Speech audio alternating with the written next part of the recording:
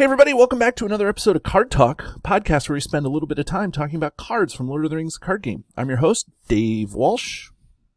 And I'm Ted Bannock, and I love talking about cards. And that's what we're going to do today. We're going to talk about a card, and I'm going to love it. I always give you a hard time because you say I love talking about cards, but I think we do talk about cards. I think one of the previous episodes I said, are we talking about card? But I think we always end up talking about more than one card. It's really hard to do this show without talking about multiple cards, right? Yes. That's sort of my place on the hill that I defend is you can never look at a card. You have to look at the card in relation to the entire card pool, right? Like how it interacts with other cards. Right. Okay. And that's what we do. That's what we do. So you'll notice that Grant is not along for the ride. So we do a chunk of these episodes. We sit down and record a chunk of these episodes all at once.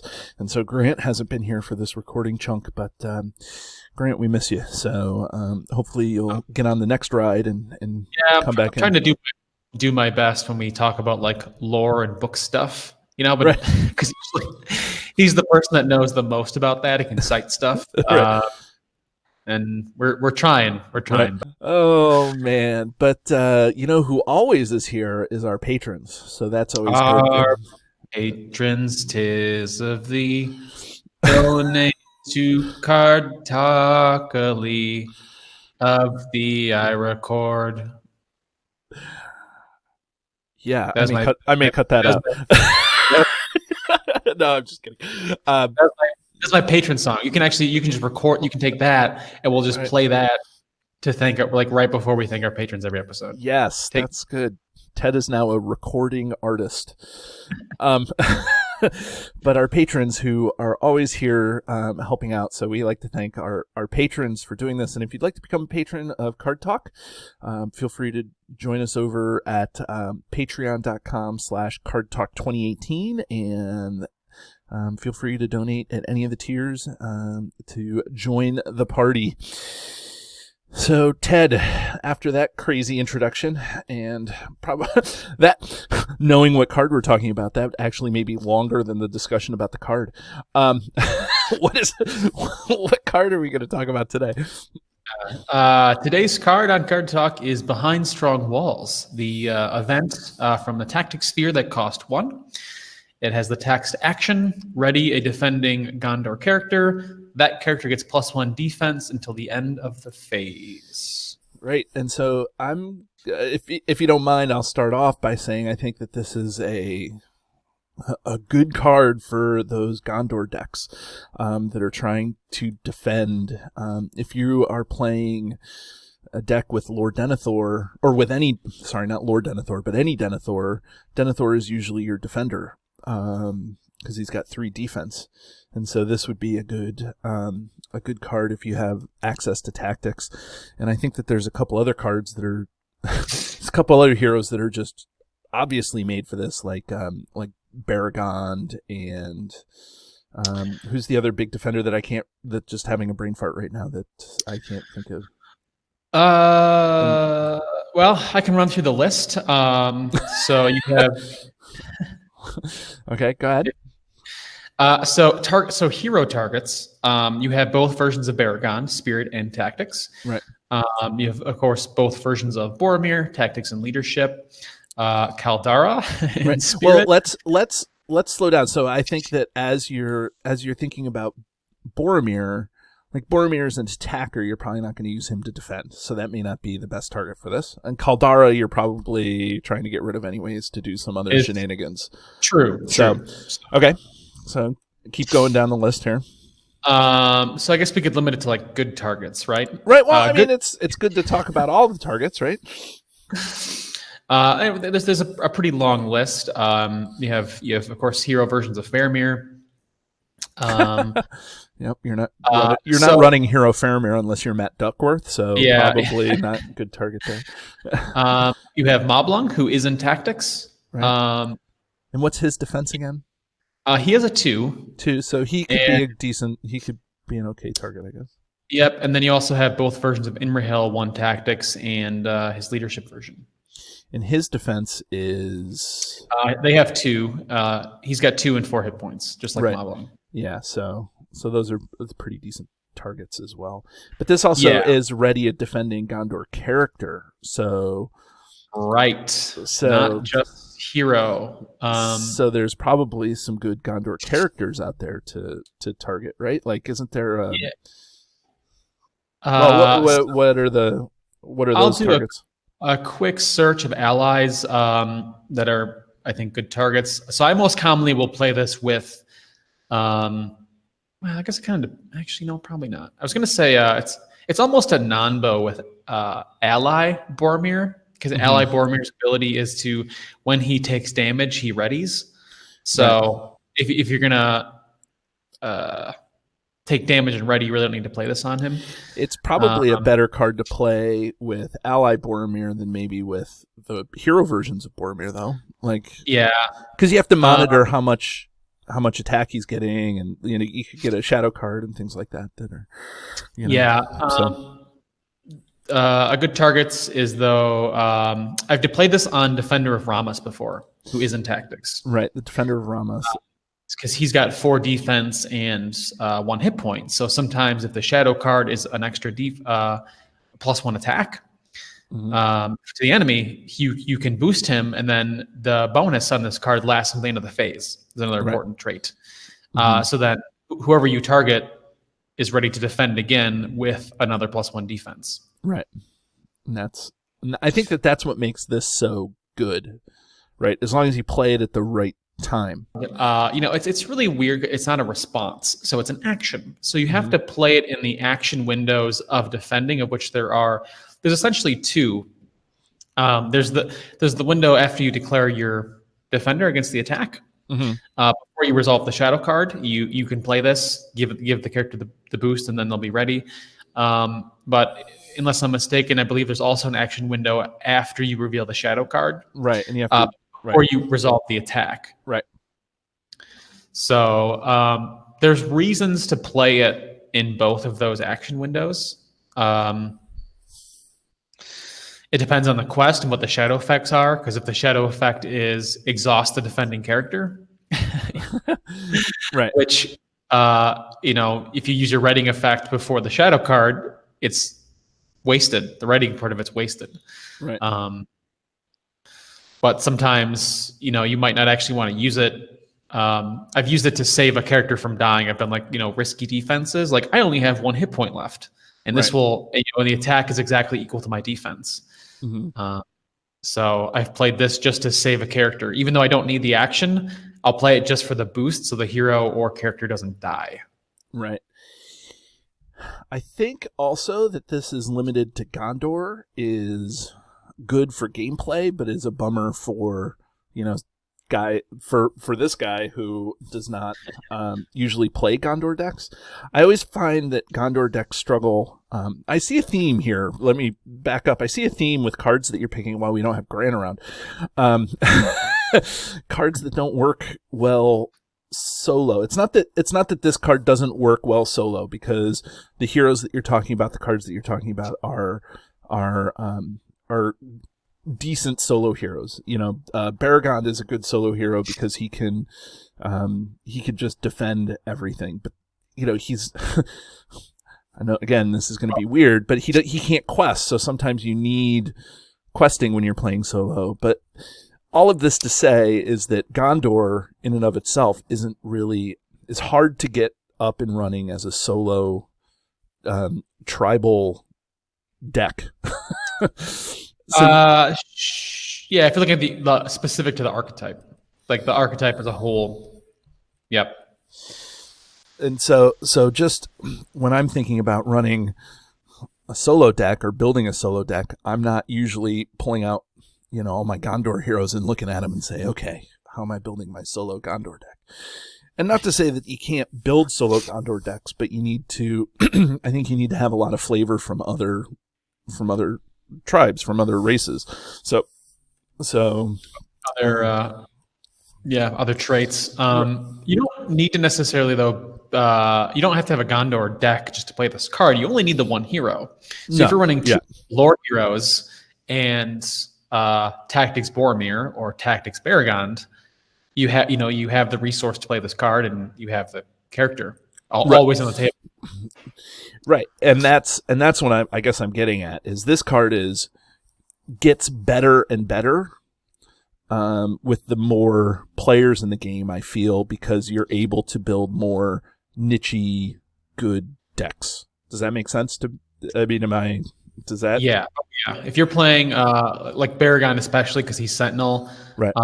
he's such a strong defender, boosting his defense and letting him defend twice in multiplayer, even 2-player counts. Like him being able to defend, like if you have 2 enemies, like both attacks, and he's Sentinel, that's it. Like for 1 resource, it's awesome. Right. I built multiplayer decks for 3 to 4 player where the whole deck just makes Baragon do more defenses. Like that's it. Every card is an event that readies Baragon to defend. Right. And that's the type of deck that this card really shines in, right? And that's what I'm getting at. And that's what I think when I think about making these shows, that's what I think. Of course people can read the card and say, "Oh, good, I can get 2 defenses out of a Gondor character." But I think the better thing is to say, well, how can you maximize this card? And I think that this card is okay solo, reasonable, but then just gets better and better with more player counts because you can specialize your decks more. Yeah, absolutely. The number 1 card I do compare it to, though, is I think its biggest competitor is Feint. Oh, yeah, Feint, which we have never done a show on, actually. No. So the episode will probably be very similar. Right. So Feint cancels the whole attack as a combat action. Mm-hmm. So Feint's better in the aspect of it cancels the whole attack. So it saves you the action and you don't resolve the shadow card, which is very powerful. But Feint is limited to a combat action where this is any action. So if you get a treachery card that says the highest threat enemy in the staging area makes an immediate attack, you can now defend the attack with your Gondor character behind strong walls, and then that character is now ready to defend again during the actual combat phase.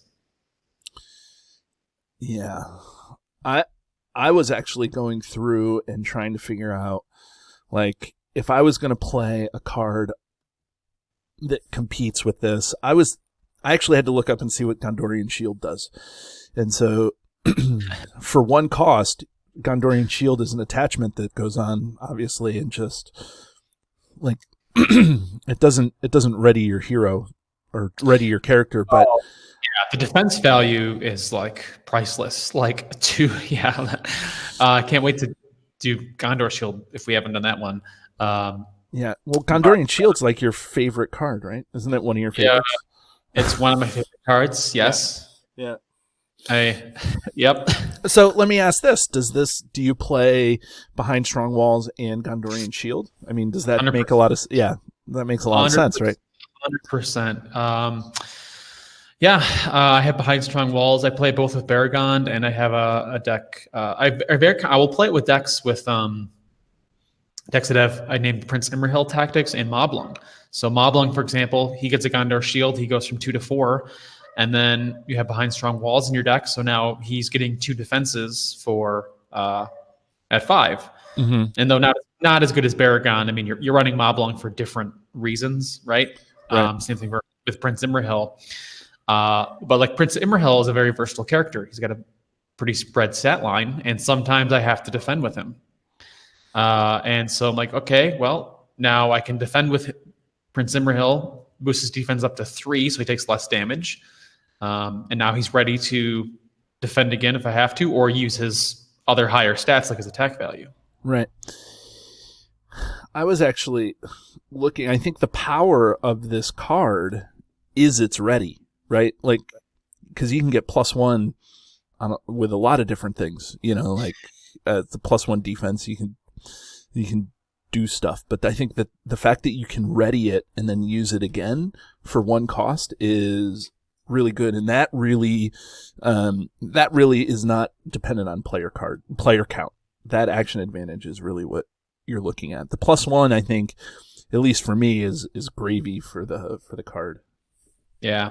Yeah, it is. It's kind of like the writing is usually the most important part. But the defense bonus certainly helps because sometimes you just get like big boss enemies that are attacking you for like 6 or 7, and you just need something to like take less damage if you don't have healing on the board yet. Right. Uh, Then that but ready doesn't really matter, right?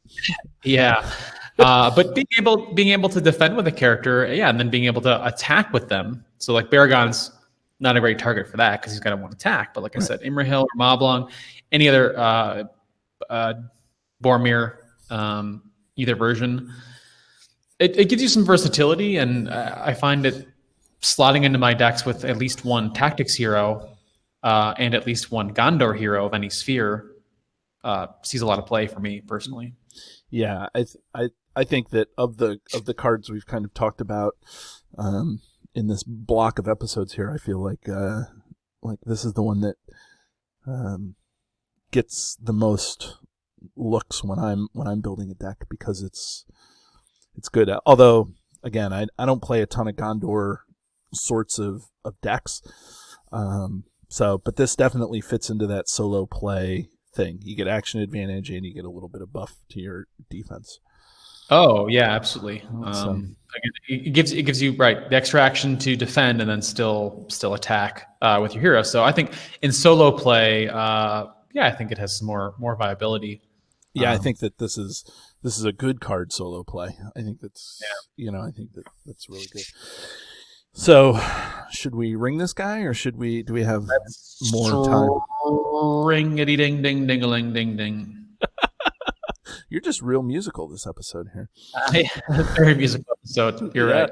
That's good. So, for anybody who's new to the show or has forgotten how we do this, we have a highly scientific yet arbitrary system where we rank a card on a scale from 1 to 10, where a 1 is the one card to rule them all, and 10 is the card that we throw back into the fiery chasm from whence it came.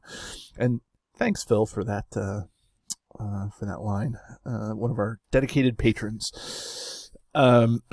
So, Ted, you are behind strong walls, so I will let you go first. I'm going to get behind this card and give it a good rating. I think this card is going to go for a 3 for me. It sees a lot of play.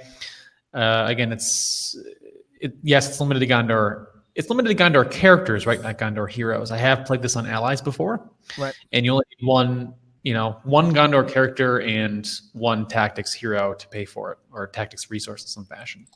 So it sees a lot of play for me, and it's saved me like countless times from characters or heroes dying.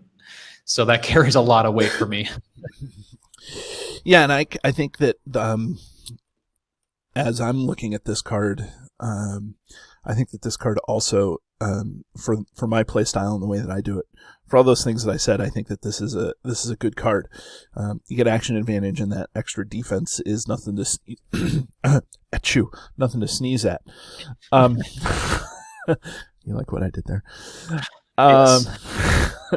So, and I think actually in the art that's an actual defender of Ramos that's on the wall defending. Yeah, we didn't talk about the art or flavor text this episode. I don't know. It could be. This card came out in Heirs of Numenor, so it came out with Hero Baragon, his first version, and I think Defender of Ramos. Yep, was also in Heirs of Numenor, and this card came out too. So we got a lot of defenders in that deluxe and ways to defend. So I think that I'm going to give this guy a 4. I think he needs to sneak into those decks, or at least considered to be snuck into those decks when you're playing solo. So there we are, stuck behind strong walls, and join us again as we talk about more cards from the game. And if you're interested in finding this or any of our back episodes of Card Talk, feel free to search YouTube, where you can find our flagship video episodes with the username Card Talk 2018. Or you can search the RSS feed, cardtalk2018.libsyn.org, for our extended audio versions of our podcast. Or you can find us on Facebook at Card Talk 2018. And if you have any questions for Grant or myself or for both of us, feel free to email us at cardtalk2018 at gmail.com.